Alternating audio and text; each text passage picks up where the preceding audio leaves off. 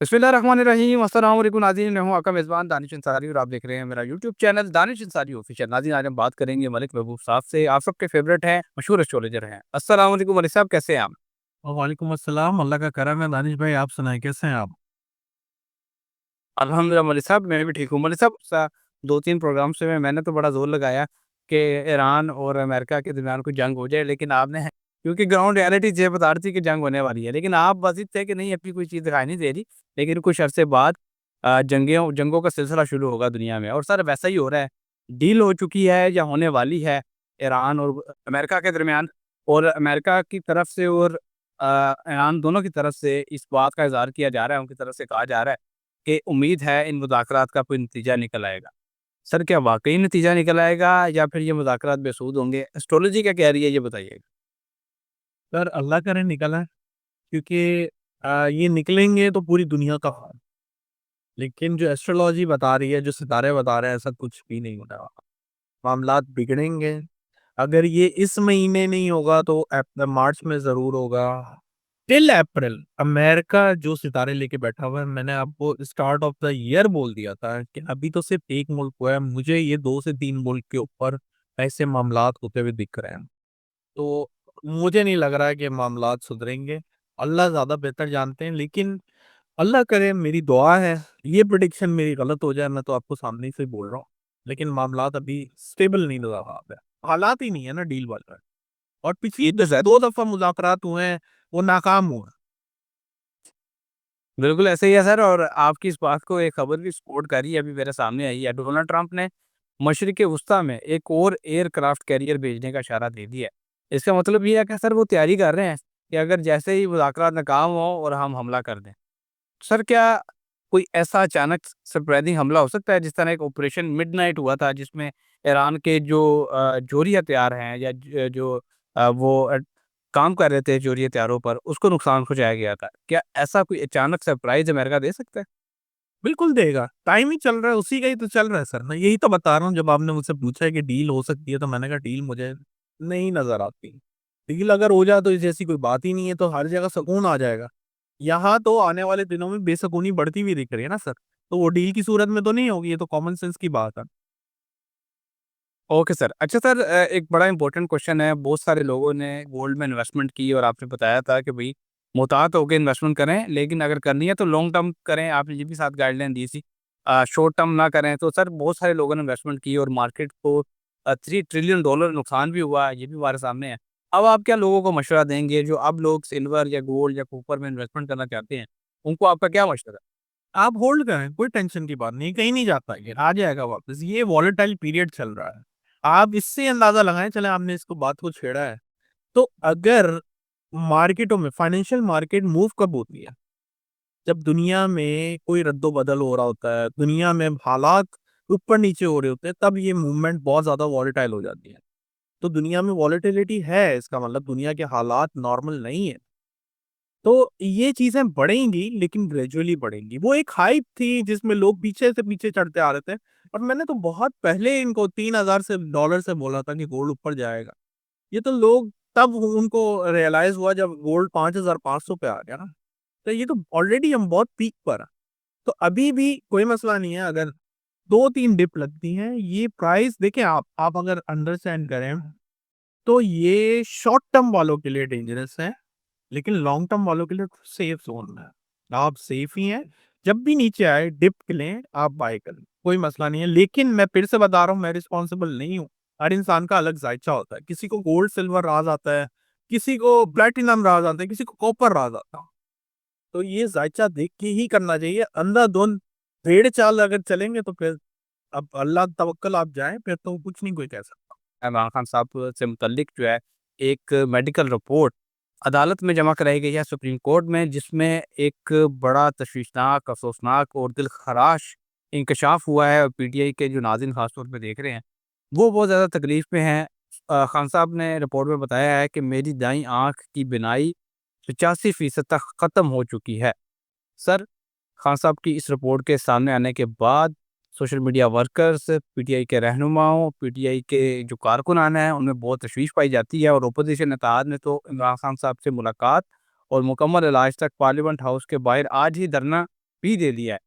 Sir Pakistan में तारीख में पाकिस्तान की तारीख में ये फर्स्ट टाइम ऐसा हो रहा है कि किसी सियासी रहनुमा के साथ इस कदर जुल्म किया गया, इस तरह बुरा रवैया रखा गया कि उनकी एक आँख ही सर ज़ाया हो गई। जो खान साहब बता रहे हैं उनके बकौल जो रिपोर्ट पेश की गई है सुप्रीम कोर्ट में, क्या फ्यूचर देख रहे हैं? क्या मुस्तकबिल देख रहे हैं? आप एक प्रेडिक्शन ऑलरेडी कर चुके हैं कि अचानक कोई बड़ी खबर मिलने वाली है, सियासी डेवलपमेंट होने वाली है। मुझे तो यही महसूस होता है कि सर पीटीआई के लोग बड़े पुरजोश हो चुके हैं खान साहब की सेहत के हवाले से और उन्हें बड़ा खदशात भी हैं। क्या इसी को आप रेफ़र कर रहे थे गुज़श्ता प्रेडिक्शन? देखिए सियासी हलचल जो मैं एक्सपेक्ट कर रहा हूँ वो इससे भी ज़्यादा है। अगर आप ये पूछें तो ये यूँ समझें एक आगाज़ हुआ है, अभी आने वाले दिनों में ये चीज़ें मज़ीद बढ़ती जाएँगी। और मैं आपको ऑलरेडी बहुत से वीलॉग में 2-3 महीने से बोलता आ रहा हूँ कि खान साहब के लिए फैसिलिटीज़ आ रही हैं।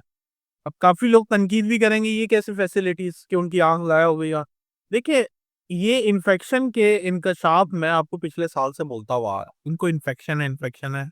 एक्चुअल में इन्फेक्शन का भी अगर इलाज ना कराया जाए, तो अल्लाह माफ़ करे वो चीज़ बहुत हद तक खराब हो जाती है।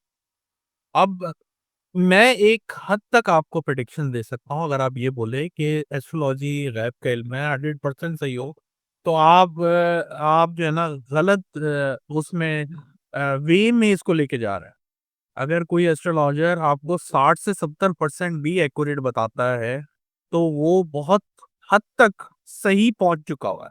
इससे ज़्यादा जो है आप अल्लाह ताला से उम्मीद रखें, आम इंसान से ना रखें। ये कैलकुलेशन का इल्म है, ये गलत भी होता है। खैर coming back to the point, ये जो इक्लिप्स आ रहा है, ये इक्लिप्स है 17 तारीख को, हम 12 में ऑलमोस्ट एंटर हो गए, आपके वहाँ 13 हो चुकी हुई है। तो मुझे जो आसार लग रहे हैं, ये मज़ीद बिगड़ने के लग रहे हैं। मतलब ये जो मामलात हैं पॉलिटिकल, ये मज़ीद बिगड़ेंगे, ये अच्छे नहीं होंगे। और आप अगर आप फ़ोकस भी करें तो पिछले 3-4 दिनों में ये एकदम से बहुत मामला अपसाइड डाउन हुआ है। मतलब बिल्कुल खामोशी थी। आज से 1 हफ्ता पहले कोई खान साहब की बात नहीं हो रही थी, यहाँ तो मुलाकात की बातें हो रही थी और वहाँ से उनके वकील को एकदम से रातों-रात भेज दिया गया और मुलाकातें हो गई। तो ये सब चीज़ें प्लैनेट अलाइन करके बिठा के रखते हैं। प्रॉब्लम सिर्फ़ ये होता है कि ये ट्रिगर कब हो, और अक्सर जो हमारे व्यूअर्स हैं, वो इन चीज़ों को नेगेटिव वे में लेके चले जाते हैं और वो बोलते हैं ऐसा कुछ हुआ ही। अगर आप देखें, जितनी भी पास्ट की प्रेडिक्शन है, मेरी नहीं, काफ़ी लोगों की है। बहुत सारे लोग प्रेडिक्शन देते हैं, उनकी आगे-पीछे प्रेडिक्शन हो जाती है। वो क्यों पूरी होती है? क्योंकि time of event exact time of birth से पता चलता है। और जो मैंने वक्ती ज़ायचा खान साहब का बनाया हुआ, उसमें ये इक्लिप्स के ऊपर बहुत कुछ उनका ट्रिगर हो जाएगा। ट्रिगर से मुराद ये है कि उनकी फैसिलिटीज़ आ जाएँगी, उनकी सेहत का मसला तो आपके सामने आ चुका हुआ है, उनकी रीएलोकेशन भी नज़र आ रही है। मैं आपको ऑलरेडी बता चुका हूँ। तो ये चीज़ें आने वाले दिनों में आपको नज़र आएँगी। Okay sir. अच्छा सर, आप ये ऑलरेडी ज़ाहिर है बचा बता चुके हैं दूसरा प्रोग्राम्स में कि खान साहब को बनी गाला या ज़मान पार्क वगैरह या किसी और जगह मुंतकिल किया जा सकता है, जहाँ पे वो ईज़ी फ़ील करें या जहाँ पे उनका इलाज बेहतर हो सके। लेकिन सर, अगर ऐसा होता है, तो हमने देखा है कि लोग जो हैं ऐसी लोकेशंस पे जो जहाँ पे सिक्योरिटी उस तरह ना प्रोवाइड की जा सके, जहाँ पे जैसे कि अडयाला जेल है, उसको डिज़ाइन ही ऐसी जगह पे किया गया है जहाँ पे सिक्योरिटी बड़ी सख्त होती है।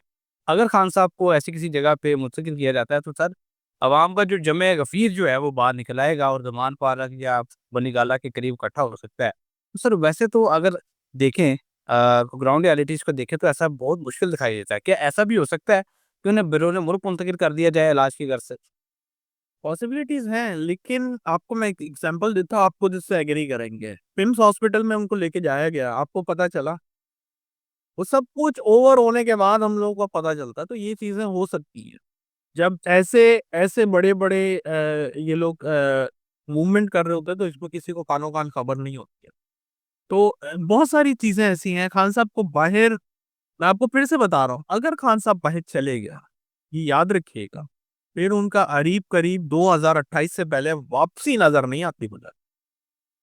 मैंने उस एंगल में भी देखा हुआ है कि अगर खान साहब को बाहर ले जाया गया, तो खान साहब को एंटर नहीं होने दिया जाएगा। तो ये बात आप ज़हन में रखें, तो मुझे नहीं लगता कि खान साहब बाहर जाएँगे। और ये बात खान साहब को खुद भी आइडिया होगा, क्योंकि ऐसे पॉलिटिशियन को हर चीज़ का बैकअप प्लान, उनका रिवर्सल ये वो सब पता होता है। Okay sir. अच्छा सर, पाकिस्तान की सियासी तारीख में बहुत कम ऐसे लीडर पैदा हुए हैं जिन्होंने इतनी तवील जो है वो जो कैद काटी हो और फिर लोग उनका साथ भी दे रहे हों। लेकिन सर, लोग जो साथ जो उनका दे रहे हैं वो सिर्फ सोशल मीडिया पे दे रहे हैं। जब बाहर आने का उन्हें कहा जाता है तो उस तरह बाहर नहीं आते जिस तरह उन्हें आना चाहिए। सपोर्टर्स बड़ी तादाद में मौजूद हैं। वोटिंग के लिए ज़ाहिर है लोग बाहर आते हैं, लेकिन लोग उस तरह बाहर नहीं आते कि कोई एहतजाज कर सकें प्रॉपर, कोई हड़ताल कर सकें, कोई धरना दे सकें। इस तरह की कैम्पेन्स में नहीं आते। तो वो सारा जो मामला है, जो कुर्बानियाँ हैं खान साहब की, वो ज़ाया हो जाती हैं। तो क्या आप देख रहे हैं? खान साहब, क्या मुझे बर्थ चार्ट के हवाले से कोई चीज़ बताएँ कि क्या खान साहब, लोगों में बड़ी बेचैनी है खान साहब को लेके। क्या खान साहब की ये कुर्बानी ज़ाया हो जाएगी जो इतनी कुर्बानी नहीं, वो दे। ऐसा कुछ भी नहीं है, ऐसा कुछ भी नहीं है दानिश भाई। बात ये है कि जो पार्टी थी आज से तकरीबन 2 साल पहले, वो पार्टी ने बहुत डैमेज दिया है, बहुत डैमेज करा है। बहुत से लोग शहीद भी हुए हैं, बहुत से लोग शहीद हुए हैं पिछली तहरीकों में, लॉन्ग मार्च में। लेकिन जो वो यू टर्न था ना, गलत टाइम पे, गलत इवेंट पे भाग जाना, पीछे हट जाना, उसकी वजह से लोगों के जो हौसले हैं, जो भरोसे हैं, वो टूट चुके हैं। और अब जो है, जैसे ही पीटीआई बाउंस बैक की है नवंबर ऑनवर्ड, तो मैंने आपको पहले भी कहा है कि पीटीआई अभी बाउंस बैक करेगी, लेकिन ये जो अगले 2 महीने हैं पीटीआई के लिए, फरवरी, मार्च, बड़े डिसाइसिव होंगे। इसमें कोई गलती की गुंजाइश नहीं है इनके पास। चलिए, बहुत शुक्रिया सर, आपने अपने कीमती वक़्त में से कुछ वक़्त निकाला। हमारे नाज़रीन का भी शुक्रिया, कमेंट्स करते हैं, फीडबैक देते हैं, अपने कमेंट्स, अपने सवालात आप नीचे कमेंट बॉक्स में पूछ सकते हैं। आपके सवालात को प्रोग्राम में भी हम शामिल करते हैं इंशाल्लाह नेक्स्ट प्रोग्राम में। और बेहतरीन टॉपिक के साथ पेश होंगे। अगली वीडियो तक के लिए मुझे और मलिक महबूब साहब को इजाज़त दीजिए। अल्लाह